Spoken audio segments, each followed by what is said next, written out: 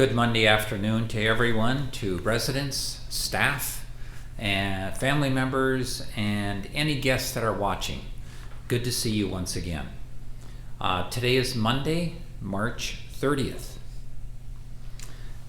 Quick shout out to a couple of our nursing assistants, Shabazz. Hadija at Episcopal Church Home and Valencia at the Gardens. As you know, nursing assistants are Shabazz.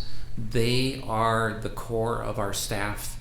They work very hard to do the best that they possibly can to assist the most frail in our community. We're very grateful to the service of not only those two, but all of our Shabazz, all of our nursing assistants. Thank you so much for your good work. Maybe some of you noticed that on the news yesterday, Governor Cuomo, governor of New York, he talked about in his message that he does every day to New Yorkers, he talked about how the first responders, those who work in hospitals, and those who work in nursing homes and long-term care settings, he called their work a great display in love and courage. I couldn't agree more. Great display in love and courage. So to those that are providing that care directly, particularly our nurses, our nursing assistants, our Shabazz, great display in love and courage. We have no confirmed COVID-19 cases on our campus. So that has been the case since the beginning. We have not had any. We continue to not have any.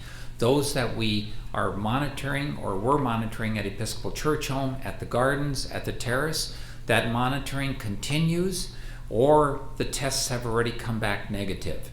So, and those that are being still monitored and in isolation, they're not showing signs of having the virus. But as you know, we have to wait the full 14 days of self-quarantine to ensure that they are not infected. Having said that, we certainly by no means can be complacent. This morning's Star Tribune, Pioneer Press, the report is that there were 4 recent deaths from COVID-19 in the state of Minnesota, and 3 of those 4 cases were related to long-term care settings. So it shows how real this is.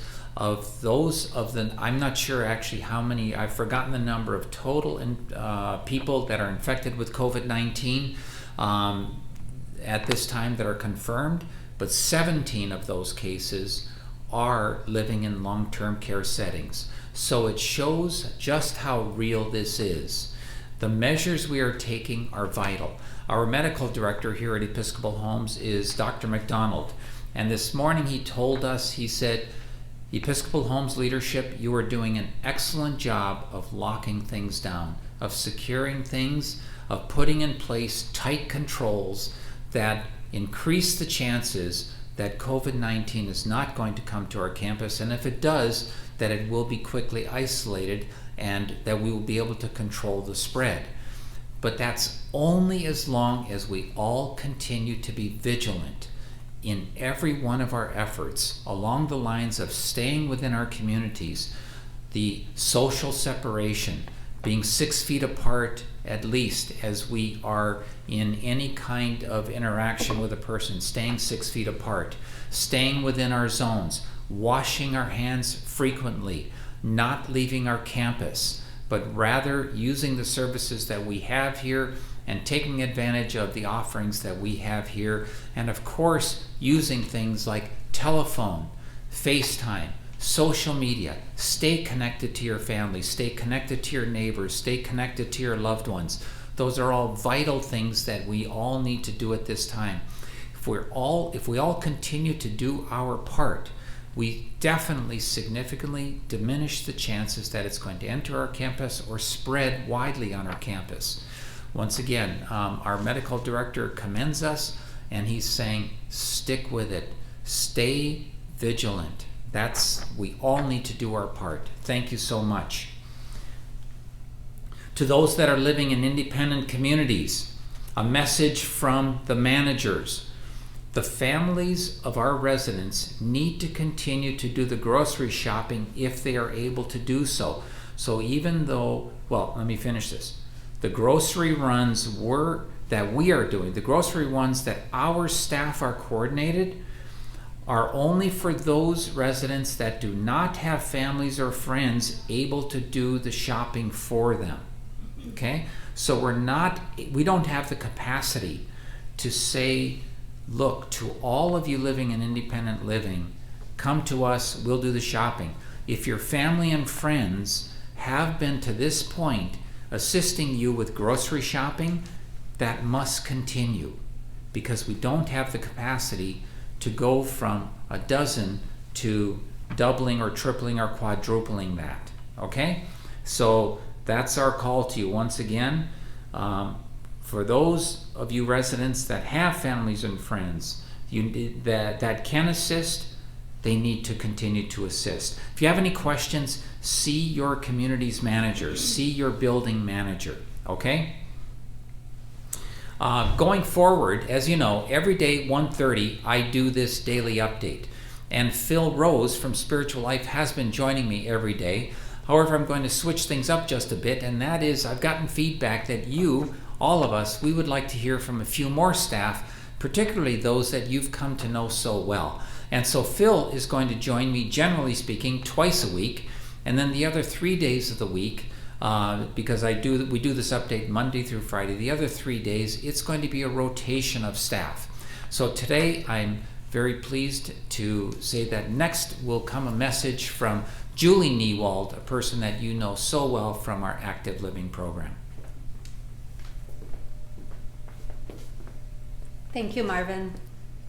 Hello to all of my friends across the Episcopal Homes community. Many of you I have not seen in a while, but I also want to give a special shout out to Cornelia House and Seabury residents. We really miss your presence on the other side of the campus. As we're learning about social distancing, our way of life has slowed down considerably at Episcopal Homes and dramatically in our own private lives, hasn't it? It's not surprising we may feel anxious during these uncertain times, but let me give you a little bit of hope that filled my spirit and my heart just yesterday. During my walk last night, I witnessed a change in behavior among my fellow neighbors and even strangers.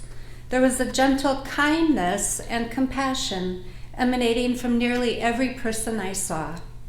People were walking and calling out greetings from afar. To my delight, I read many loving chalk messages written on the sidewalks, remembering us to take a breath and that we would come through this together. More families are home for the evening meals with their children, and for many, life has indeed slowed down. I would like to share these thoughts with you on the virtue of caring. Caring is giving tender attention to the people and things that matter to us. It is being a compassionate witness, listening to another wholeheartedly and without judgment. We show that we care with thoughtful acts and kind words. When we do a careful job, we give it our very best effort. We are not indifferent to the things that matter. We care deeply about the principles we believe in. Caring is a sign of love. When we care for others, we notice how they feel and what they need. When we care for ourselves, especially during these times, we have more to give others. Caring is a gift from the heart. I encourage you to pick up that phone or write a letter to someone you know who would appreciate hearing your voice or receiving mail. You will touch a life. Or wave to that neighbor from your window. Maybe he or she will wave back. Remember, we love you, we care for you. You are our Episcopal Homes family. So rest, take care of yourself, and take pause in knowing there is hope. Be well. Thank you.